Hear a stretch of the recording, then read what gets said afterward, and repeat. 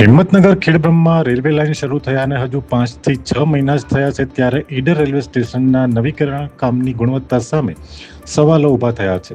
Ticket બારીના રૂમની અંદરની છતમાંથી પોપડાઓ પડી રહ્યા છે. ટિકિટ આપતા કર્મચારીઓ પર છતનો ભાગ પડતા મોટી દુર્ઘટના ટળી ગઈ હતી. સદનસીબે કર્મચારીનો માથાનો ભાગ બચી ગયો હતો. અગાઉ પણ સ્ટેશનના અન્ય રૂમમાં છતનો ભાગ તૂટી પડવાની ઘટનાઓ બની હતી. વારંવાર સર્જાતી આવી ઘટનાઓના કારણે મુસાફરો અને કર્મચારીઓમાં ચિંતા ફેલાઈ છે. સ્થાનિક લોકો દ્વારા નબળી કામગીરી કરનાર બિલ્ડર સામે રેલવે તંત્ર કડક કાર્યવાહી કરે તેવી માંગ ઉઠવા પામી છે. અહેવાલ મોહન જોશી, ઈડર, સાબરકાંઠા.